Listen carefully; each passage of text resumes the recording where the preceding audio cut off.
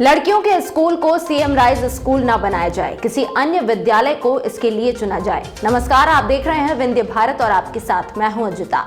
लड़कियों के रीवा में महज 3 स्कूल हैं। एक स्कूल को सीएम राइज स्कूल का खिताब देने से लड़कियों के लिए सीटों की संख्या कम हो जाएगी। वह लड़कियां कहां जाएंगी, इस बात को लेकर जिम्मेदार सोचे। शहर कांग्रेस अध्यक्ष गुरमीत सिंह मंगू ने पत्रकार वार्ता करके यह सवाल उठाए। पत्रकार साथियों को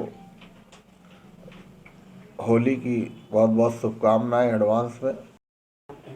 रीवा जिले और शहर में 3 कन्या पाठशाला है। एसके स्कूल, पीके स्कूल, पालनटोला है। और रीवा के मध्यम वर्गीय परिवार, गरीब परिवार की ज़्यादातर बच्चियां इन्हीं स्कूलों में शिक्षा ग्रहण करती हैं। अभी एक सरकार का एक नया सीएम राइज स्कूल बनाने का पूरे मध्य प्रदेश के अंदर जिले चिन्हित किए गए और सभी जिलों में सीएम राइज स्कूल खोले जा रहे हैं। बाकी जिलों में जो सीएम राइज स्कूल खोले जा रहे हैं वो एक्सीलेंसी स्कूल को पहली प्राथमिकता दी गई है, लेकिन रीवा जिले के अंदर और शहर के अंदर एक्सीलेंसी स्कूल को प्राथमिकता न देके पीके पाठशाला को सीएम राइज के लिए चुनाव किया गया है। रीवा की जनभावनाओं को ध्यान में रखते हुए बच्चों, जो हमारी बच्चियां वहां पढ़ती हैं, उनके परिवार की बात आपके सामने रखना चाहता हूं कि मध्यम वर्गीय परिवार और गरीब परिवार के बच्चे कहां जाएंगे। और बच्चियां, जैसा कि मैंने आपसे कहा कि 3 ही कन्या पाठशाला हैं। पिछले 20 वर्षों से कोई नई कन्या पाठशाला रीवा शहर के अंदर नहीं खुली। विकास की बहुत सारी बातें हो गई। मैं आदरणीय राजेंद्र शुक्ला जी से अपनी बच्चियों की तरफ से, उनके परिवार की तरफ से मैं चरण छू के निवेदन करना चाहता हूं कि एक्सीलेंसी स्कूल मारतंड है। सबसे ज़्यादा खराब व्यवस्था अगर कहीं है तो गवर्नमेंट नंबर 1 और गवर्नमेंट नंबर 2 की है। तो जो सीएम राइज स्कूल है, या तो गवर्नमेंट नंबर 1 या गवर्नमेंट नंबर 2 को चिन्हित किया जाए या मारतंड नंबर 1 को किया जाए, जबकि वहाँ पे छात्रावास भी, बालिका छात्रावास भी बन रहा है और बालक छात्रावास भी है। कन्या महाविद्यालय पीके स्कूल को करने से आने वाले भविष्य में जो परेशानियां आने वाली हैं कि पहली बात तो वो सीएम राइज होने के बाद को परिवर्तित हो जाएगा, मतलब भाई और बहन, बच्चे और बच्चियां दोनों पढ़ेंगे।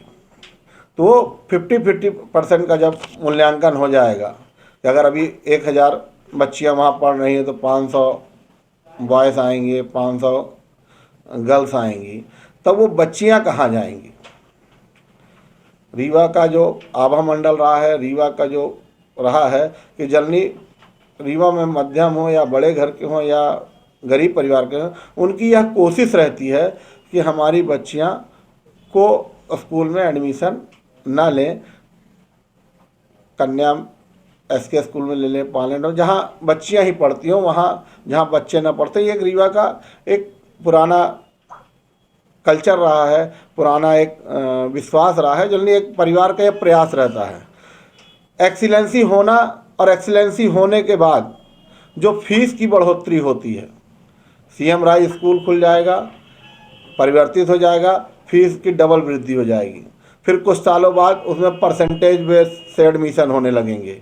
ये सब चीज़ें लगातार प्रक्रिया में ये होंगी।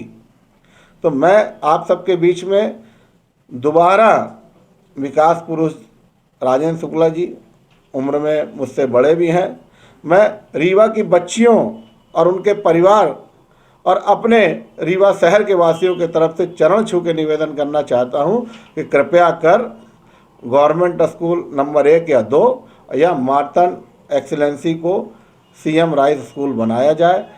पीके पाठशाला को विनम्रता पूर्वक उसे छोड़ दिया जाए, जिससे हमारे गरीब परिवार, मध्यम वर्ग परिवार की बच्चियों को तकलीफ नहीं आए। देखिए, जिस तरह टीआरएस कॉलेज है, आज भी रीवा जिले की जनमाननीय बच्चे भी जानते हैं इस बात को और आप सब भी जानते हैं, टीआरएस कॉलेज में परिवार का कोई भी मुखिया होता है, उसकी यह कोशिश रहती है कि हमारी बच्ची टीआरएस कॉलेज न जाए। उसके मन में ये भाव रहता है, वो मॉडल स्कूल में पढ़ ले, वो यूनिवर्सिटी में पढ़ ले। मॉडल साइंस कॉलेज में भी तो ऐसा है भाई। एक मिनट, मॉडल में पढ़ ले, मॉडल स्कूल चली जाए, मॉडल का स्कूल न्यू साइंस कॉलेज चली जाए या यूनिवर्सिटी चली जाए, टीआरएस के प्रति उनका जो अंदर मन से डर है, भाव है, जो भी कारण हो उसके, लेकिन वो नहीं चाहता कि टीआरएस में हमारी बच्चियां जाएं।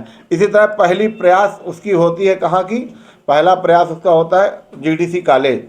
जब जीडीसी कॉलेज में जगह नहीं मिलती है रमाशंकर भैया, तब वो भटकता है, पेंटियम कॉलेज भी जाता है, टीआरएस भी जाता है, यूनिवर्सिटी भी, जहाँ जहाँ उसको जाना है। जो कोर्स वहाँ नहीं है जीडीसी में तो अलग बात है, वो कहीं ना कहीं तो जाएगा, लेकिन उसकी पहली प्राथमिकता, मेरा ऐसा मानना है कि मैं रीवा में आप सबके बीच में खेला हूँ, कूदा हूँ, बड़ा हुआ हूँ, जितना मैं समझ पाता हूँ, जो बुजुर्गों के साथ मिलता हूँ, आज की नौजवान पीढ़ी के साथ मिलता हूँ, परिवार से मिलता हूँ, तो मेरे जो समझ में आया कि उनका भाव पहली प्राथमिकता कन्या महाविद्यालय है।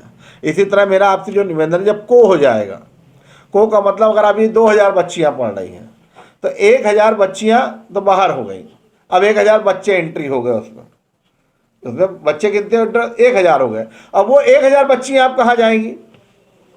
पालनटोला में जगह नहीं है, कन्या एसके स्कूल में जगह नहीं है, वो 1000 बच्चियाँ कहीं ना कहीं भटकेंगी, किसी कोई जाएगा प्राइवेट स्कूलों की तरफ भगेंगी। अब प्राइवेट स्कूलों की तरफ जब भगेंगी तो आप यह मान लीजिए कि उनकी स्थिति क्या होगी। मैं इसके एक दृष्टिकोण मत सोचिए, इसके बहुत सारे दृष्टिकोण हैं। मैंने बहुत भावनात्मक पूर्ण जो है निवेदन किया है आदरणीय राजेंद्र शुक्ला जी से कि उन भावों को समझिए। ये शहर सबका है, ये शहर आपका भी है, विकास हर व्यक्ति चाहता है, लेकिन विकास का मूल्यांकन भी होना चाहिए कि कौन से विकास में किसका नुकसान होने जा रहा है। नुकसान उसमें सीधा मध्यम वर्गीय परिवार का, गरीब परिवार का होने जा रहा है। अब वो चाहे वो बच्चे कहीं कोई भी हो और किसी भी समाज, किसी भी धर्म के हो, हम सब एक परिवार के लोग हैं। कभी इसका कैलकुलेशन करेंगे तो आपको खुद समझ में आ जाएगा।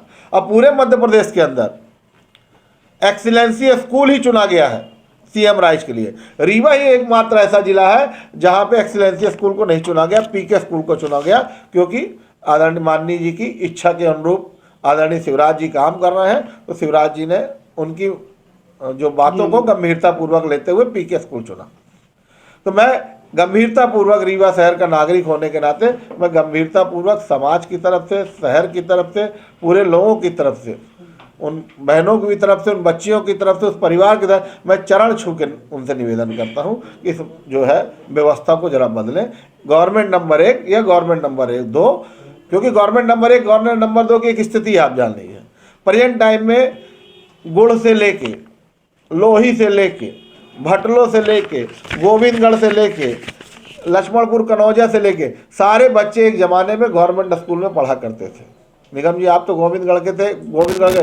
आज की स्थिति गवर्नमेंट स्कूल की ये है कि वहाँ बच्चे पढ़ने नहीं जा रहे हैं क्योंकि अव्यवस्था हो गई। तो सीएम राइज होने से वहाँ की व्यवस्था में सुधार आ जाएगा और जो ग्रामीण अंचल के बच्चे हैं जो शिक्षा से कहीं ना कहीं वंचित हो जा रहे हैं या आ नहीं पा रहे हैं, भीड़ को देख के, पैसे को देख के, वो सब नए लोग भी उसमें उस शिक्षा में जुड़ जाएंगे। उससे लाभ सबका होना है, जो उस काम को करेगा उसका भी होना है। अगर विकास पुरुष उस काम को करेंगे बड़े दिल के साथ तो विकास पुरुष जी का नाम होगा।